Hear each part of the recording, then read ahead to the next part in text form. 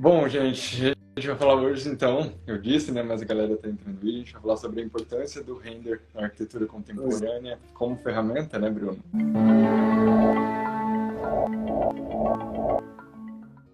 Eu acho que o Bruno é uma pessoa Obrigado. muito qualificada para falar sobre isso. E eu queria que você Bom, começasse é um se prazer, apresentando galera, pra que está vendo gente. ao vivo, que está vendo talvez depois. Meu nome é Bruno Pérez, eu sou arquiteto formado, já meio que me perdi de quando foi, porque foi aquela época de pandemia, mas foi 2020, agosto de 2020, segundo semestre de 2020, formado aqui em São Paulo, sou de São Paulo, sangue de Osasco, para quem conhece, e eu estou seguindo, né, nesse lance de arquitetura e renderização agora, que é algo que pegou no meu coração muito. Então, resumindo minha história, como que eu fui parar nisso tudo, né? A arquitetura foi algo que começou de mim desde a infância.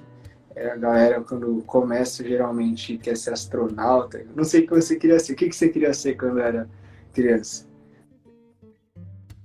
Eu não tinha Nada, essas nada. viagens, assim, eu não sabia Tipo, a galera... nada. Eu só brincava que eu ia ser engenheiro mecatrônico bem mais tarde por causa do meu primo, por causa do influencer, mas eu não tinha. Então, a galera da minha escola queria ser astronauta, bombeiro, essas coisas, né? Polícia, médico. Eu fui do nada para arquitetura. Eu sempre gostei de desenhar. Comecei a desenhar por causa do meu avô. E aí começou um papinho assim, o arquiteto gosta de desenhar, tal, beleza. Aí foi quando eu comecei a ver, eu vi que eu gostava de desenhar e inventar coisas, mais que desenhar, eu gostava de criar. E aí eu começava a inventar carro, desenhava qualquer coisa assim. E comecei a ir para desenhar casa, essas coisas, fazia gol de futebol em estádio, desenhava estádio, aí depois desenhava o campo, o carinha fazendo gol. E aí eu sempre falei que eu queria ser arquiteto. Com uns 10 anos de idade, meu pai apresentou um programa do Google, que era Google SketchUp. Eu lembro que aí eu fiquei vidrado no SketchUp, saía modelando, aprendendo a fazer os quadrados. Tem até hoje os projetos. Só daquela época eu tinha feito umas 200, 300 casinhas, gostava de fazer residencial. E depois eu fui vendo as coisas erradas que fazia, né? Tipo, componente grudado, coisa solta, enfim. Mas aí eu sempre segui nessa. E até chegar na faculdade, enfim, finalmente. Chegando perto de me tornar o que eu gostaria de ser, que é um arquiteto de projeto, etc. Então, na faculdade, no Mackenzie pelo menos, a gente só podia usar computador para projetar na metade do segundo para o terceiro ano, quinto semestre. E quando chegou essa fase aí do quinto semestre para a gente projetar, eu já fui com tudo. E por já saber modelar bem, já fazer as coisas todas, eu tava sobrando tempo, né? Tipo, já tinha terminado o projeto, faltava um mês para entrega. E aí eu comecei atrás de renderização, porque eu sempre gostei de desenhar, tentava desenhar com realismo, perspectiva, sombra, detalhe, tudo. E aí eu comecei a pesquisar esses lance de renderização, porque eu achava muito legal em filme, videogame, mas eu não tinha muita noção de como usar isso na arquitetura, né? Que programa usava, não sabia o nome de nada. Aí eu baixei um programa tosco, aleatório, acho que era Arquiteia, uma coisa assim. Mas, bom, nesse mesmo semestre eu aprendi a mexer nisso, entreguei aquele, depois aprendi o Ray e fiquei nessa. Então, de lá para cá, o meu foi um gosto paralelo, o meu amor por arquitetura nunca muda. Mas cresceu, acendeu muito esse lado de visualização, porque eu sempre fui muito vidrado nisso. E eu sou, tipo, autodidata. Eu não posso falar que eu sou 100% autodidata, porque tudo eu dou uma Google usada, um YouTube. Mas, tipo, foi tudo sozinho, até, tipo, tocar guitarra foi assim. E aí, nessa, eu aprendi todos os programas de arquitetura, todos os programas de renderização e fui indo nessa.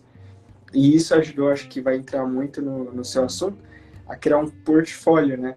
Então, tipo assim, no sétimo semestre, eu já eu refiz todos os projetos à mão que eu tinha feito da faculdade, mais os outros que eu fui acumulando. Eu tinha um portfólio que agora eu sei que nem é bom, mas eu me empolguei, tinha um monte de projeto, um monte de renda. Tinha um portfólio com umas 90 páginas. sem nunca ter trabalhado nem nada. E aí eu parei meio ano para fazer intercâmbio, para melhorar o inglês, que eu sempre fui péssimo de língua, de memorização. E aí eu fiz intercâmbio para Califórnia, e lá na escola eles tinham um programa de você ficar um mês inserido num contexto americano 100%. Aí eles tinham uma empresa de agência de turismo que eles conseguiam colocar o aluno para trabalhar de graça nessa agência de turismo para ter uma experiência americana, assim. E aí eu cheguei na coordenadora e falei, vocês não tem um escritório de arquitetura para mim, não? Aí ela falou, não existe isso, a arquitetura tem documentação, tem que ter provar que você está estudando, blá, blá, blá e tal. Aí, tudo bem. Aí um belo dia ela chegou e falou, Bruno, eu conheci um arquiteto aqui do prédio, a gente era do maior prédio lá da cidade, tinha uns 70 andares, sei lá. Falou, um arquiteto muito gente boa, quem sabe, né, não rola alguma coisa. Aí eu, quem sabe, né? Ela falou que não rola, não tem como, não faz sentido, mas ela conheceu um cara. Aí outro dia, tipo uma semana depois, ela apareceu correndo tava no meio da aula, ela abriu a porta e falou, Bruno, vai comprar uma roupa social que você tem uma entrevista daqui a 1 hora. Meu Deus. Caramba. Demorou, amém, né? O crente fala amém. E aí eu fui lá, comprei uma calça, uma camisa, tinha um portfólio de projetos imaginários de 90 páginas em português, mas era quase tudo imagem. Peguei o pendrive, fui lá na reunião falando inglês, que era intermediário ainda, coloquei na TV, mostrei meus projetos. Resumindo, meu primeiro estágio num escritório top lá de San Diego, que só faz arranha-céu da cidade, hotel, as coisas. E ele falou, você pode começar semana que vem? Eu posso. Aí eu saí da escola, mas eu continuei no programa da escola. Eu fiquei 2 meses no primeiro estágio lá, usando o Revit, SketchUp. Na época o render era no V-Ray e a animação no Lumion. Aí trabalhei em um prédio e em um hotel. E eles até deixaram eu criar. Eu fiz o hall lobby do prédio. Falei, nossa, mas demorou. Então foi assim que eu comecei a minha jornada profissional e a importância do render e do portfólio nesse percurso. E aí de lá eu voltei para o Brasil, aí as portas já se abriram também para escritórios bons. E eu fui emendando nessa. E nesse caminho eu conheci o que eu ensino mais hoje, que eu foco, que é o Enscape, porque eu vi que é uma ferramenta que potencializa muito mais a vida do arquiteto, desde o processo criativo, intelectual, e ao tempo e, consequentemente, ao dinheiro. Então, apesar de eu sempre ter sido conhecido assim, por fazer as coisas rápido e terminar adiantado, quando eu descobri o Enscape, eu falei, é muito rápido, mas é meio feio. Eu dei uma forçada de estudar, me aprofundei, não tinha nem ninguém ensinando, então esse foi 100% autodidata, digamos assim. Aí eu falei, eu preciso ensinar isso pra galera, porque é uma mudança de fase aí no processo criativo. E aí eu tô nessa agora, fazendo projetos, imagens também e ensinando a galera. Cara, que massa. E eu falo muito isso aqui, né? Que a galera pergunta, João, mas eu não tenho projeto de portfólio, eu não tenho cliente. E tá aí, você é a prova disso, né? Eu falo muito isso, porque de fato, você não precisa. Na verdade, eu falo o contrário, que na verdade o ideal é que você de fato não tenha esse cliente, porque você vai conceber o projeto como você deseja. E isso é mais fácil para que você atraia o cliente certo, né? Então, eu acho que isso é fundamental.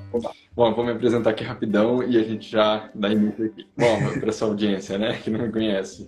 Bom, galera, meu nome é João Paulo Guimarães Rosa, eu também sou arquiteto e urbanista. Eu sou um arquiteto apaixonado pela profissão, eu sempre falo isso, porque, de fato, ao contrário de você, Bruno, eu cheguei na arquitetura sem expectativa nenhuma, e eu lembro que eu queria fazer, na verdade, artes plásticas, só que aí eu dei um Google, porque eu tinha uma filosofia de que eu precisaria fazer algo que eu fosse apaixonado, mas que eu fosse bem remunerado também. E aí eu dei um Google e aí, tipo, falaram nessa página, tipo assim, ou você vai ser muito bem remunerado nas artes plásticas, ou senão você vai ser restaurador. Eu não sei se isso faz sentido, mas na época foi o que eu li. E eu falei, não, eu não quero correr esse risco. Então, qual que é a profissão mais próxima disso? Aí apareceu a arquitetura. E foi assim que eu fui para a arquitetura. Geralmente não é bem remunerado. Bom, e aí eu me apaixonei. Pois é, eles não falaram. Mas, É, e vai depender muito também, né? Assim como nas artes plásticas, vai depender bastante. Eu tenho um estúdio em Brasília também, a gente atua lá, que é o Estúdio Guimarães Rosa. Eu participo também de concursos de arquitetura, estou no meu 12º. Já tive algumas. Eu brinco que, para mim, algumas premiações, porque de fato não foram premiações, eu fui finalista desses concursos, mas para mim é uma vitória muito grande, que foi da Design Class, um concurso internacional de retrofit, e recentemente agora do Prêmio Félix Candela no México, que foi uma escola rural, que eu também fui um dos finalistas, né? Na verdade, eu recebi menção parabéns. honrosa, porque são 2 etapas, e aí eu recebi na primeira. Muito feliz. E, cara, nesse concurso tinha como jurada a Carla Joaçaba, tinha o Gustavo Travo, aqui do Brasil. Então, pra mim, eu fiquei muito honrado. E é isso, cara. Vamos dar Demais, início aí, porque demais. é muita história Isso a também. gente conversa mais. Bruno, eu queria começar te perguntando, se a gente for parar para analisar, né, principalmente quando a gente olha algumas décadas atrás, os arquitetos eles tinham como ferramenta de representação gráfica o desenho. E embora isso seja muito legal também, né, mas eu acho que hoje a gente utiliza mais no processo de criação. E eu fico pensando, né, o poder que a gente tem nas mãos hoje quando a gente entra em contato com esse cliente com um render realista, né? Seja realista ou colagem até, mas ainda assim o realista eu acho que tem esse impacto maior para o cliente. Como que você vê esse impacto hoje, assim, se a gente for comparar, né, antes e hoje? É engraçado porque eu lembro quando a gente começa na faculdade que, acho que pelo menos na minha, o professor ele não colocava o render como algo, tipo assim, ó, se você não fizer um render bom, você tá ferrado. Tipo assim, você pode entregar do Sim. seu jeito, que a gente analisa o projeto. Só que, pelo menos, eu não sei, você vai agregar esse conhecimento, que eu nunca fiz uma pesquisa. Mas de geral que eu via, assim, se fizer o mesmo projeto, projetos muito semelhantes, quando a apresentação era melhor, até o professor mais rigoroso, pensando na lógica, ele é um pouco seduzido, digamos assim, pela apresentação, pela imagem, pela estética no geral. Muito pode passar pelo render, pela imagem, mas até a diagramação, fonte, a linguagem da implantação, o estilo das cotas do norte, tipo, coisas paralelas, coisas que não é o projeto em si, faz toda a diferença. Então, 2 projetos idênticos, até, se bobear até um pouco melhor, com um pouquinho mais de precisão em alguma problemática. Quando a apresentação é pior, ele perde. E ele perde até para um arquiteto, professor formado. Então, quanto mais para um cliente, né? Que às vezes não entende a planta em si. É interessante isso, porque eu vejo justamente isso. Eu acho que na faculdade tem, de certa forma, não digo um preconceito, mas eu acho que eles têm esse medo, né? E de fato talvez tenham razão, de que o aluno enverede por esse lado do render e esqueça, né, essas outras ferramentas que são fundamentais. Mas eu acho que também tem que ter, é uma linha tênue, né? Porque é exatamente isso que você disse. E aí eu percebo que tem essa desassociação, né? Mas é muito importante isso, né? Porque eu até costumo fazer essa analogia do prato, né? De um prato de gastronomia. Quando você coloca ali na mesa, o primeiro impacto que você tem é com aquela imagem, né? Do prato, da concepção do prato. Cara, se for feio, você já não tem vontade de comer, né? Então é a primeira coisa que vai vender. E aí depois se o projeto é bom ou não, e aí depois a gente vai ver. Eu participo também de banca como arquiteto convidado. E cara, quando aparece isso que você está falando, assim, quando aparece uma prancha muito bem diagramada, com um render muito bem feito, e até eu quero falar isso com você, porque eu quero esclarecer isso aqui, porque um render bem feito não é um render realista, com todas as, sei lá, o metal, que parece muito metal. É toda a composição de cena também, né, Bruno? Porque eu vejo uma galera que faz render que você olha assim, você fica na dúvida se é de fato uma imagem, uma foto ou um render, mas a composição entrega, porque é poluída, enfim. Então, quando a gente tem quando Exato. acerta isso, Eu né, é lembro muito legal. minha primeira banca, que foi no 6º semestre, eu fiz o projeto todo lá, era um edifício multifuncional, tinha residência, tinha escritório, tinha um shopping embaixo. E assim, eu Eu fazia tudo assim com o meu professor. Tinha as entregas preliminares também. Tipo assim, tava seguindo muito na linha, tudo certo. E aí eu cheguei na banca e na banca tinha um professor convidado. Tinha o preconceito com o render. Olha que bizarro, né? Tipo, enquanto a maioria é a favor, ela tinha uma reversão assim que eu apresentei o projeto. Eu fui o primeiro de todas as turmas, foi a primeira banca de 200 alunos, foi a minha. Aí eu apresentei, eu já tinha um monte de render, eu mostrei as coisas e tal, mostrei tudo, expliquei, não fiquei só falando da imagem, a imagem eu passei no final, expliquei o projeto todo. Ela foi ignorando, assim, a apresentação, ficou olhando para os render na prancha. No final, eu terminei a apresentação, dois professores elogiou, a sala bateu palma, tipo, nossa, que demais.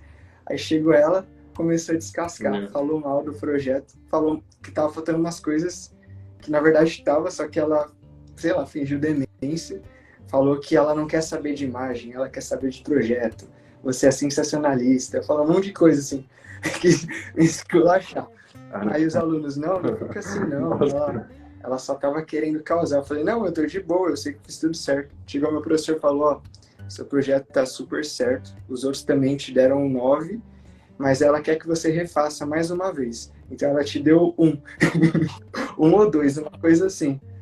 Aí eu falei, não, beleza. Aí ele falou, ó, faz mais uma entrega aí, o que você quiser, porque você já passou. É só que ela quis implicar com você por causa das imagens.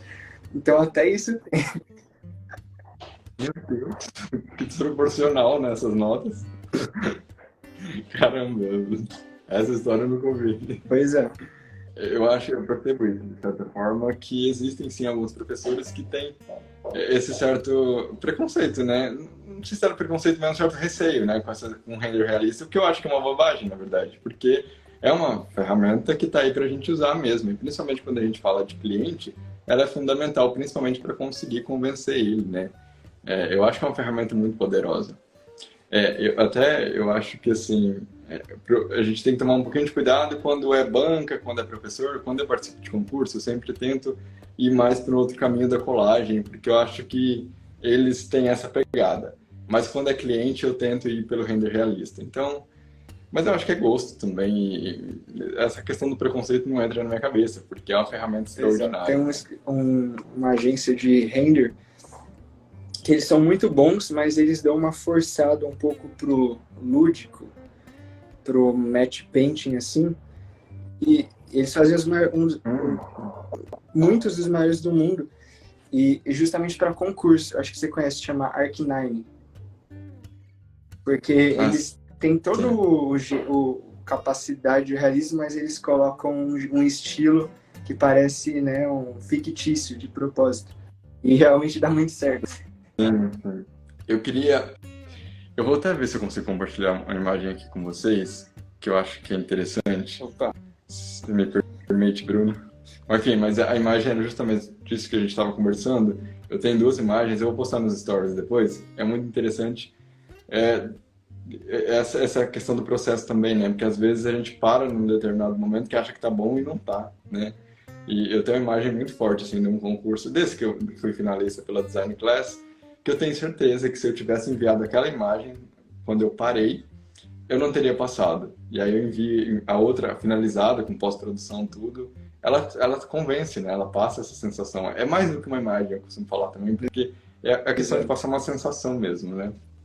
E aí eu queria emendar aqui na minha pergunta, que é qual impacto que você acha que tem uma imagem mal elaborada? E o que seria também para você uma imagem mal elaborada, né? Porque, como eu disse, às vezes as pessoas podem pensar que é o metal que não está bem, que não está brilhando, mas eu acho que é questão de composição Então, eu também, acho né? que O uma que você imagem acha? mal elaborada é uma imagem que tem falha de comunicação.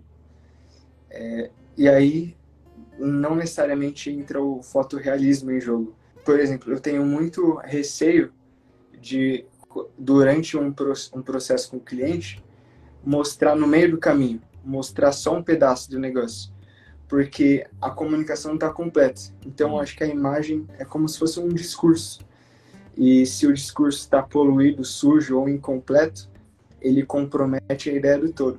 Então, uma imagem ruim, seja lá em algum desses aspectos, tanto ou visual, ou incompleto, ou poluído, embaralhado, eu acho que é efeito reverso. Assim, entre não entregar uma imagem e explicar um conceito, fazer uma lista de coisas que precisam estar incluídas, referências de outras fotos, entre isso ou entregar uma imagem ruim, é melhor não entregar alguma outra tentativa de comunicação.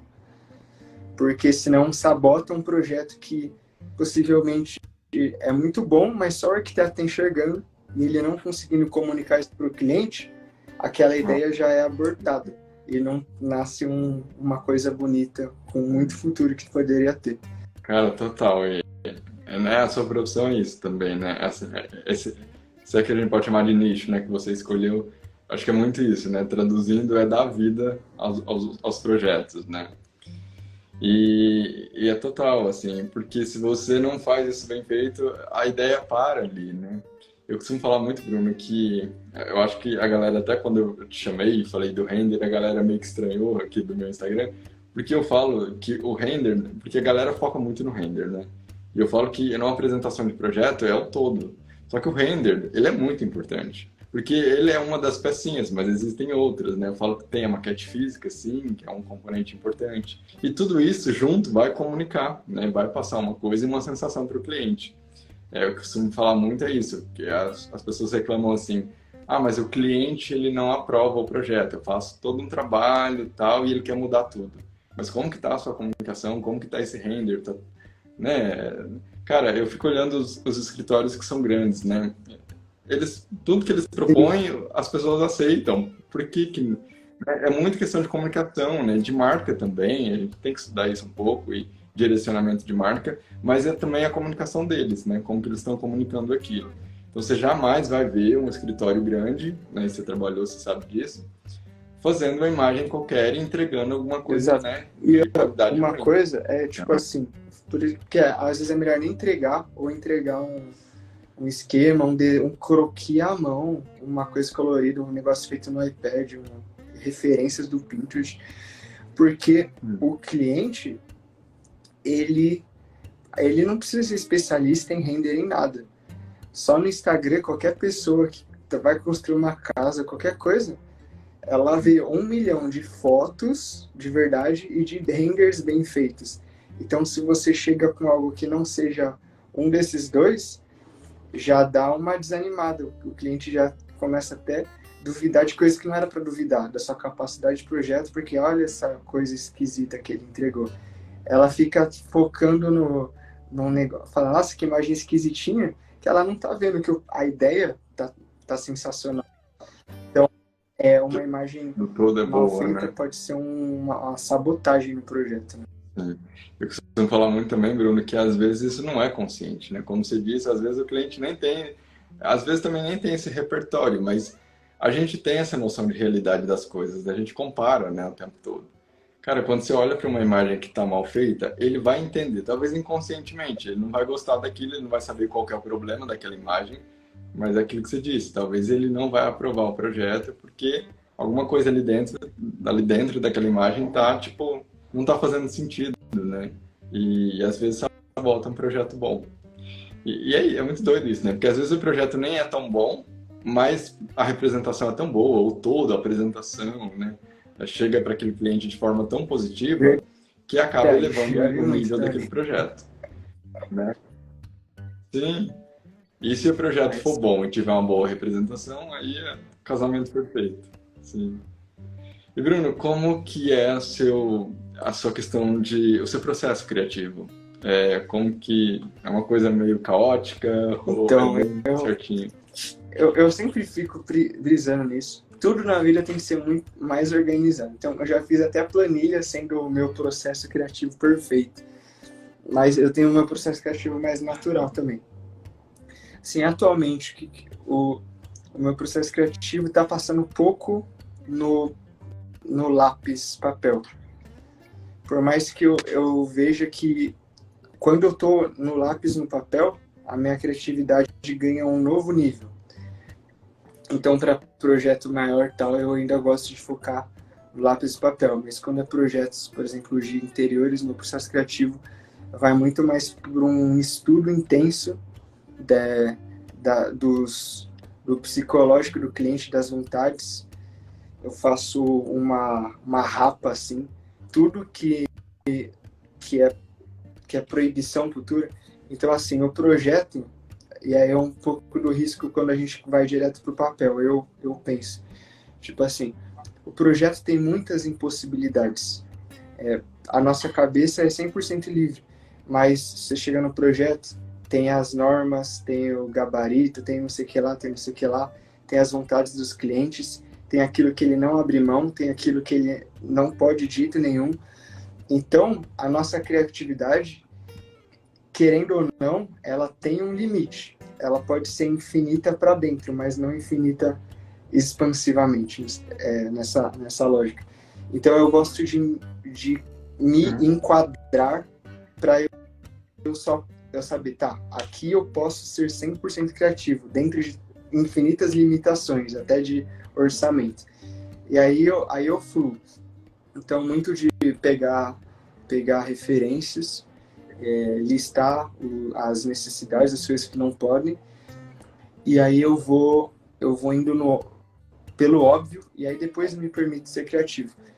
Mas, como eu falei, desde os 10 anos, eu modelo, tipo assim, semanalmente. Então, já faz quase 17 anos agora.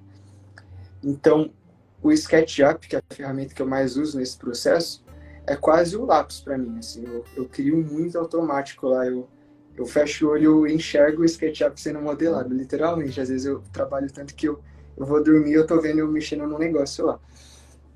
Então, eu fluo muito no SketchUp também. E estudo ferramentas de parametria também, mas atualmente não está sendo muito requerido de mim. Então, por exemplo, eu gosto de ter o partido, todas as coisas duras, a volumetria, um SketchUp, que eu sou fluente, digamos assim, 100% fluente. Aí depois, se quero fazer alguma coisa doida, eu migro para o Rhino, faço alguma modelagem, parametrizo alguma coisa, mas volto para o Sketch. Então, o Sketch é sempre a minha ponte. Depois que congelou, aprovou o projeto, aí, se for grande, eu vou para o Revit. Senão, eu continuo no Sketch também. O meu também é assim, só que eu tô no ArchiCAD. E aí eu tento documentar lá, mas vira e volta eu vou pro Sketch, porque eu acho que eu tenho mais liberdade, eu acho muito mais fácil.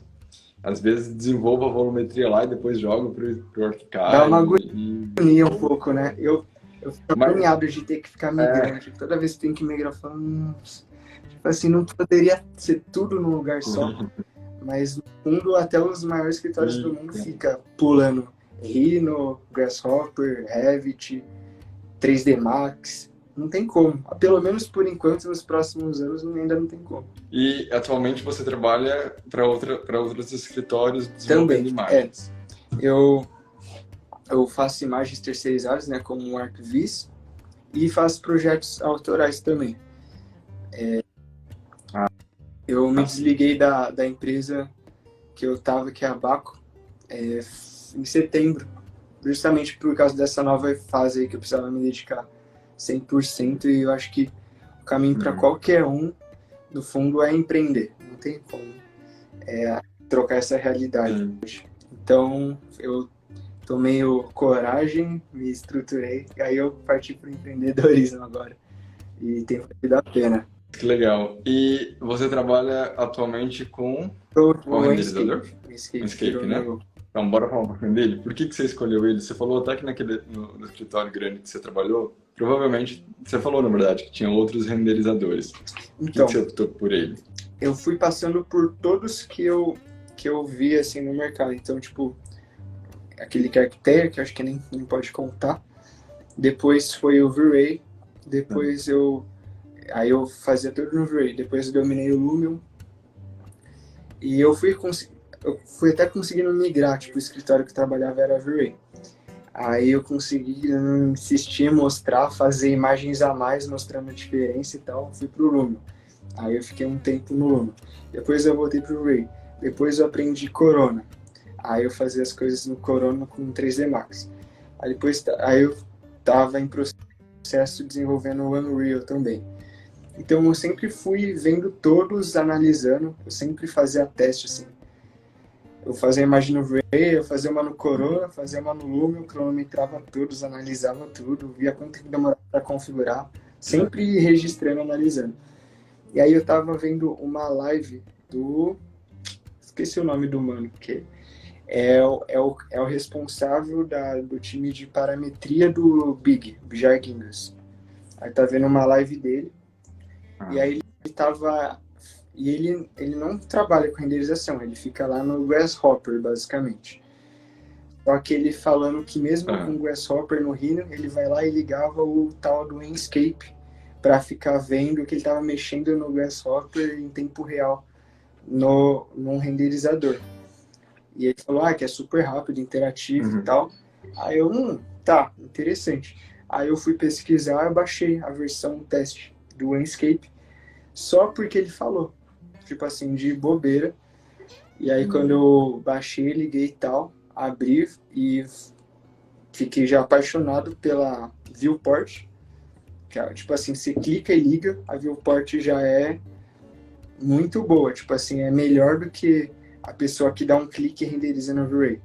Já é 1000 vezes melhor que o V-Ray assim, de cara, né? Sem configurar nada. Mas aí eu fui lá, coloquei para renderizar. Foi tipo muito rápido. Até porque não tinha nada configurado, foi tipo assim, 0,5 segundos. Tipo assim, eu pisquei, falei, oxe, já foi. Eu falei, meu Deus, isso é bom. Só que eu falei, tá, é bom, mas a imagem não é o nível que eu chego, o nível que eu já entrego. E aí eu fiquei uns 3 meses fazendo as coisas ainda no V-Ray e fazendo as coisas no Corona. Então, tipo assim, no escritório fazendo o V-Ray, para freelancers eu usava o Corona 3D Max, e mexendo no Enscape, e estudando lógica de configuração e tal, fazendo 1 milhão de testes, de tudo. Até que eu cheguei numa fase que eu falei, agora, tipo assim, já tô no mesmo nível do V-Ray, no mesmo nível do Corona, melhor que o Lumion, nesse programa que é muito, muito, muito, muito mais rápido. E aí eu comecei a fazer o teste com os outros. Então, tipo, eu pegava o freelance, que eu estava acostumado a fazer no Corona, eles já sabiam a qualidade. E aí eu não falava nada, eu fazia no Enscape. E falava, nossa, é incrível, imagem linda, perfeita e tal. Aí no escritório também, eu pegava umas, fazia no Enscape. E, tipo assim, os resultados iguais, concurso, ganhava concurso e aprovava.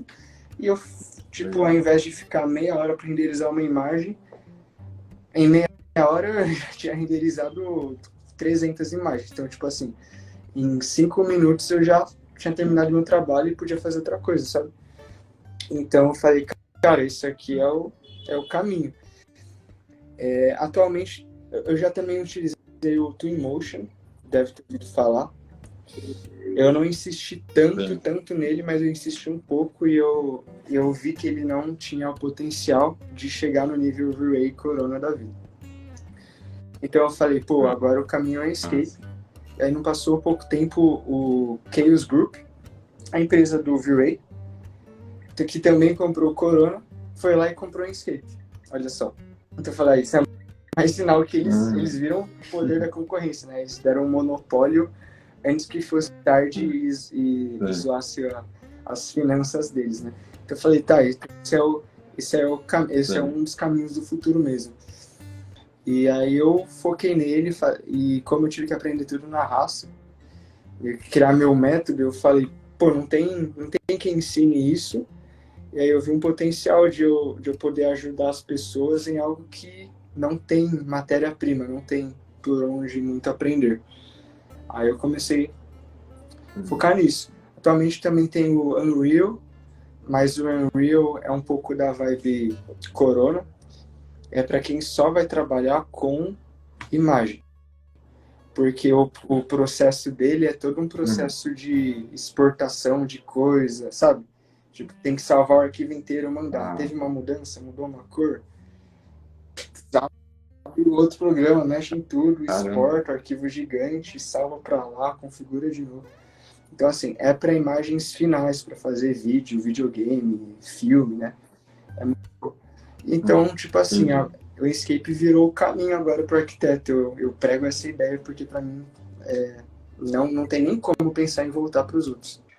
Eu acho interessante, por isso que eu te chamei também, porque, de fato, eu nunca vi ninguém ensinando. Geralmente eles focam muito no Lumion e no... Esse que você falou agora, que eu esqueci o nome. V-Ray. E V-Ray, pra mim, eu tentei no começo, mas pra mim, eu comecei, na verdade, com Arquiteia também. É, um painelzinho de avião, um mini painel de avião ali, mas era bem ruimzinho. Mas o V-Ray para mim é um painel de avião, assim, não é que é muito difícil, mas eu acho muito burocrático, a interface dele eu acho muito ruim. Aí eu fui pro Lumion, atualmente mexo com Lumion, e acho, o que me encantou no Lumion foi justamente essa interface muito parecida com o do Sketch, né, que você modela ali muito rápido, muito fácil, e renderiza muito rápido também. E aí eu te pergunto também se o Inkscape ele tem essa facilidade ou se ele é mais difícil para quem está começando. Eu considero ele mais fácil que o Lumion e eu esqueci, eu fiz a conta, ele é umas Não, então é só. 17 vezes mais rápido que o Lumion também. O que eu gosto do Inkscape, ele quer uma janelinha, se você tiver dupla tela, maravilha. Mas é uma janelinha mesmo dentro do Inkscape, que você pode deixar ela desse tamanho, porque as configurações não estão naquela janela. Então você navega no SketchUp, ele mexe ali sincronizado, e não tem aquele lance dos efeitos, né? No Lumion, para ficar bom, você tem que colocar uma pilha de efeito, Hyperlight, Shadow, painel de reflexo, tem limite, né? Eu acho que é uns 10 reflexos. Aí tinha todo esse lance que, querendo ou não, dá uma trupicada no workflow. Enquanto no Escape você mexe a cor, tipo, você gira a cor ali um pouquinho no painel do Sketch ou no painel do ArchiCAD ou do Revit, ele já vai instantâneo e aparece lá. Então, foi isso que me venceu, assim, que eu larguei também o Lumion. Porque ele é mais fácil e você não precisa fazer um monte de efeito e configuração e salvar cenas lá para exportar. E eu não sei, eu parei de usar o Lumion faz 1 ano e meio, 2. Antes ele só tinha um formato lá de, tipo, 4 opções de tamanho de render, né? No Inkscape você faz o tamanho que você quiser, vertical, horizontal, cria diversas câmeras, lentes. Então eu falei, pô, arrebentou o negócio. Sim. Eu não tô com a versão mais atualizada do Lumion, mas então ter esse highlight, essas coisas, né? Porque de fato, além de pesar muito, né? Vai começar a ficar devagar, né? Exato. E inclusive nesse último concurso do Prêmio Félix Candela que eu participei, eu tive que encomendar, porque era uma escola, imagina, uma escola rural com muita vegetação, e aí eu não conseguia fazer essas imagens. Mas, assim, porque eu queria colocar no meu estúdio, na verdade, porque para o concurso mesmo eu fiz as colagens e tal, mas eu queria ter esse render realista para deixar lá no Instagram do estúdio. Aí eu tive que encomendar essas imagens, porque nem abria no Lumion, tão pesado que tava. Nossa, fora isso que implicava com o arquivo lá você usou o ArchiCAD, né? Sei lá, 200 megabytes. Você configurava tudo no Lumion, colocava a árvore, fazia as coisas, você salvava um arquivo de 1 giga, só do Lumion, né? Que demorava horrores para abrir. E no Inkscape, o seu arquivo Inkscape pesa 0. Ele é literalmente SketchUp, não tem nenhum arquivo por fora super pesado. Então, tipo assim, muitos motivos eu falei, não, agora game over pro Lumion. Então ele fica uma espécie de plugin, né, no Sketch. Uma janelinha, como se fosse igual o V-Ray, né, que abre lá dentro, assim. E não pesa nada. Cara, que massa. Você tá até me convencendo a migrar. É verdade. É porque, tipo assim, eu nem tô me esforçando, é porque realmente todo mundo que eu vejo que tá em outro fala, pô, tá sofrendo à toa agora. Sim. Não, mas é legal trazer esse assunto, porque eu vejo também, principalmente para quem está começando, que essa questão de workflow é uma coisa, né? Porque cada um fala uma coisa. E eu acho que cada um tem que experimentar também o processo para ver. Mas eu acho que é muito por aí, né? Da gente escutar as pessoas que têm experiência, né? Principalmente você que trabalhou tantos. Eu não trabalhei com tantos. Eu fui direto, migrei direto do... Eu experimentei o V-Ray, depois o QuickTime, primeiro o QuickTime, depois o V-Ray. Eu detestei o V-Ray, aí eu fui pro Lumion. Aí no Lumion eu falei, nossa, que maravilha. Aí estacionei lá, tô até hoje. Mas o Escape parece que é muito bom. E eu queria que você falasse também, para quem está começando, assim, por onde essa pessoa pode começar, principalmente para quem está na faculdade ainda, né? Como que ela pode começar no Escape? Então, Primeiro te seguindo, né, Bruno? Oi? Primeiro te seguindo, né? Para aprender. Primeiro seguindo que já vai ter muita dica no YouTube também. Aí tem conteúdo bem mais longo explicando várias coisas. Bem mexe, eu abro também uns treinamentos. Mas, assim, o bom do Enscape, para quem está na faculdade, tá no primeiro semestre que vai usar o computador. Tipo assim, eu diria que você nem precisa aprender o Enscape. Você abre ele e renderiza ali sem configurar nada, que já vai ser melhor do que você fazer um mês de curso do V-Ray. Então, ele é muito, assim, tem vários níveis, né? Para chegar no nível V-Ray Corona Ultra Realismo Blaster Master, tem uma jornada de aprendizado. Mas para você entregar algo super, super aceitável, igual eu falei, que não vai ser um sabotador do seu projeto, ele é basicamente só abrir que tá feito, assim. O que você pode estudar é enquadramentos básicos só para fazer uma imagem alinhada, né, enquadrada. Mas você nem precisa aprender muita coisa. Então, a primeira dica é, tipo assim, se você está começando, é igual no passado, tipo, o povo falava que tem que aprender o CAD, né? Tipo, agora você tem que ter o Enscape, assim, se for para começar, já ter uma entrega simples, mas eficiente, com dignidade. E muito, tipo assim, a gente sabe que computadores potentes são sempre bem-vindos para a arquitetura. Então, essa é uma linha que fala, mas o Enscape precisa de um computador bom. Vai ser muito melhor se o computador for bom. Mas o Ray também precisa, o Lumion também precisa. Então, tipo assim, não é uma concorrência de qualidade de computador por conta do software. Tem que encarar. Então, se o seu PC for ruimzinho e ligar o Enscape, talvez demore lá 5 minutos para fazer uma imagem. Mas se fosse um Ray, ia demorar 24 horas. Eu já passei por isso com o meu primeiro computador. Eu falei, meu Deus. Eu fiquei 2 horas, fui tomar banho, jantar, voltei e tinha renderizado um quadrado. Eu falei, nossa, Deus. Em relação a vídeo, ele também faz vídeo e é rápido também? Também faz vídeo, é rápido. O que eles ainda estão levando, na minha opinião. Eu torço, espero que em breve eles pensem no caso, mas não sei se vai valer a pena para eles. As animações são estáticas. Então, assim, o ponto que o Lumion ganha do Enscape é que no Lumion você consegue colocar um carrinho, o carrinho para lá, uma pessoa caminhando para cá. No Enscape você faz as animações tipo de interiores, funciona 100%. Você faz as filmagens, aproxima e tal, até para externas, a câmera aproximando, uma de cima. Mas para ter essa vida de coisas passando, ele ainda não funciona. Não sei se vale a pena ter, não sei se demoraria e atrasaria muito mais o workflow, se necessitaria de outras coisas. Eles estão pensando no assunto. Mas então, para animação, mostrar o projeto, a pessoa se sentir dentro, é perfeito. Também tem renderização 360, você faz o passeio entre as cenas, realidade virtual. Também você pode mandar para os clientes arquivos executáveis, que você manda um arquivo para o cliente, ele abre e vê em tempo real e navega como se fosse um videogame, sem ter que ter baixado nenhum programa. Então é muito massa. Show. O Wonder, quando você falou da imagem de 24 horas, eu falei, Deus me livre. Livre mesmo. Sim, mano, Deus me livre. Eu tenho esse problema com o Lumion quando vou fazer um vídeo, né? Até geralmente eu desisto, porque são dias, né, ali. E aí é complicado, você não consegue entregar, né? E se errar também... cálculo, ou por exemplo,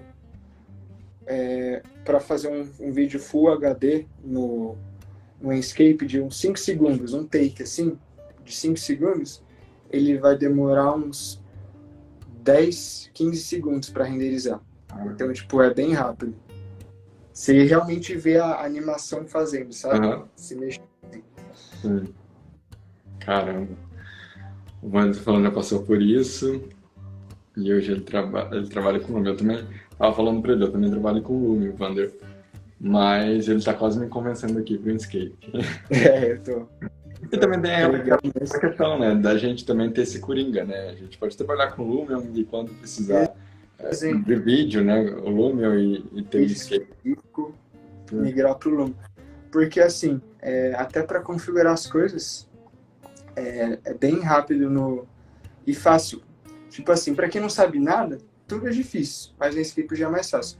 Agora, por exemplo, como que aqui tem o Vander Félix, se você que já mexe com outros, vocês não têm nem que aprender a mexer no Inkscape, vocês já sabem, vocês só não têm, sabe? Aham. Muito intuitivo, né? Bruno, eu acho que é isso. Você tem mais alguma coisa para falar, para colocar aqui nessa live? Bom, fiquei curioso um pouquinho, me conta o seu processo criativo. Cara, meu processo criativo. Para fazer um projeto potente. Bom, eu acho que uma coisa legal que você falou dessa questão das limitações, né? E na verdade, a gente fala muito sobre isso, que eu acho que não é nem limitações, a gente tem as condicionantes. E eu também começo muito por esse sentido, né? De estabelecer essas condicionantes, que são... Aí tem as universais, né? Tem topografia, iluminação, ventilação. Tem o cliente, né? O que ele quer, o que ele deseja, o que ele não quer também. E aí eu junto todas essas condicionantes, eu costumo fazer um dossiê, né, de tudo isso, e aí vou partir a partir disso também, muito parecido com o que você disse. E essa questão de referências, eu não sou muito de pegar referência porque eu fico com medo das referências ali quando eu estou no processo na hora.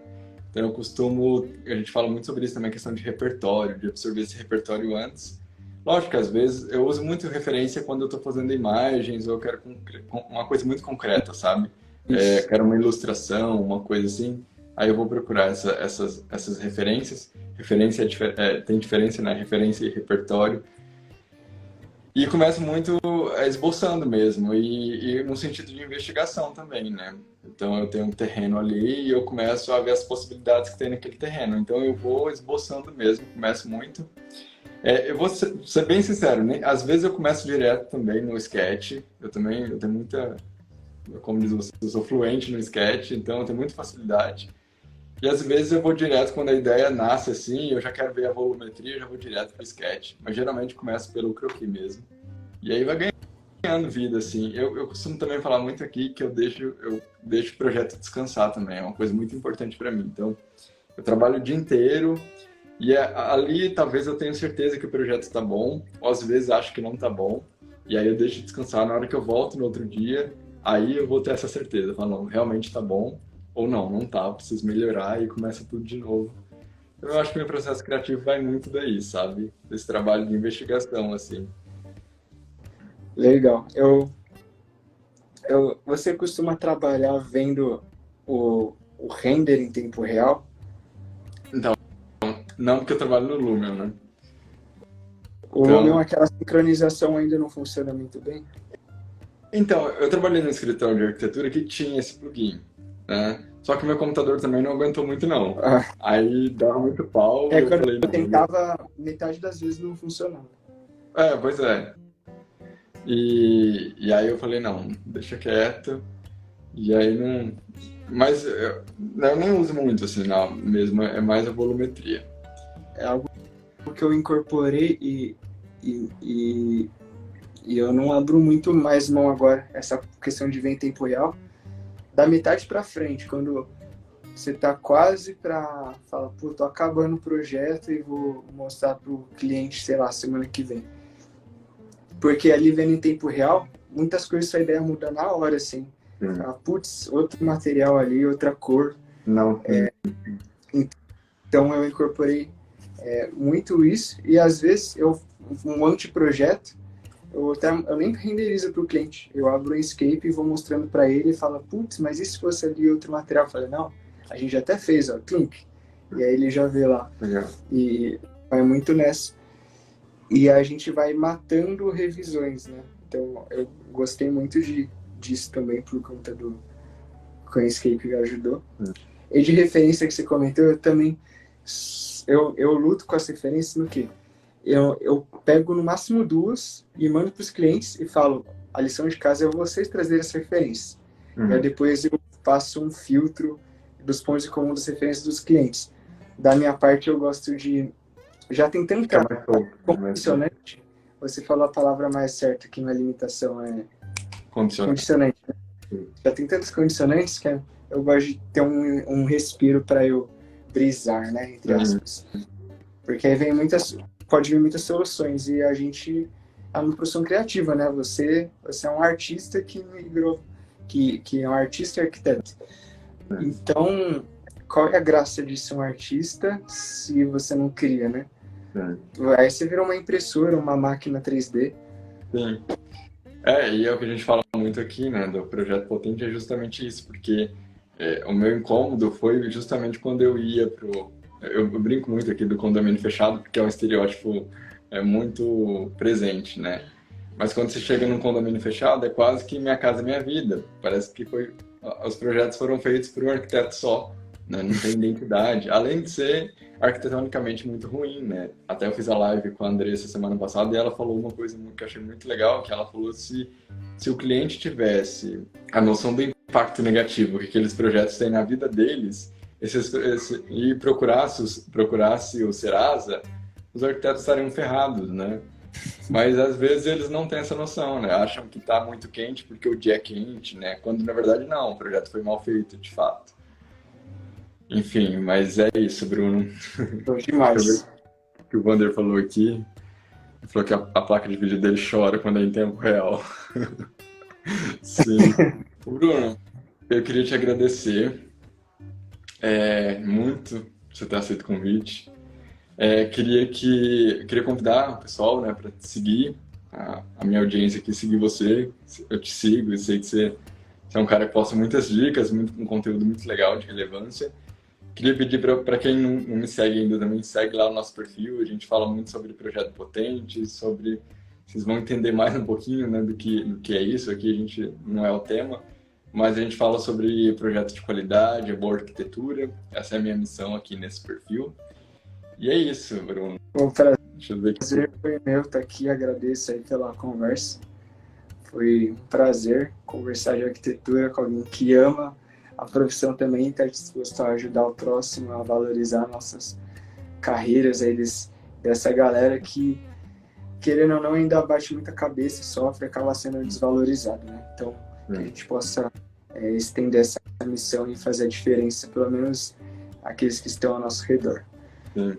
Não, total, Bruno. E só para finalizar, uma coisa importante que você falou, que e é por isso que eu tô aqui também, porque eu vejo a nossa geração reclamando muito, né, que o mercado tá saturado, que tá muito difícil, e eu sei que tá, eu tenho escritório, eu sei disso, mas tá mais difícil ainda para quem tá criando projetos rasos, né, projetos iguais que não tem diferencial de mercado, portanto vão estar ali competindo com a massa. Então segue o perfil lá para vocês fazerem projetos potentes para ter esse diferencial de mercado. E só para finalizar, o Wander falou que um monte de Frankensteins só monstros, né? É isso mesmo. Condomínio fechado, eu acho que é um resumo disso. Nem todos, né? Não é generalizando, né? Mas a maioria. Bom, é isso, Bruno. Muito obrigado, tá? Cara, de coração. E é isso, galera. Até a próxima, Bruno. Beijo, fica com Deus. Até mais. Valeu, galera. Falou, até.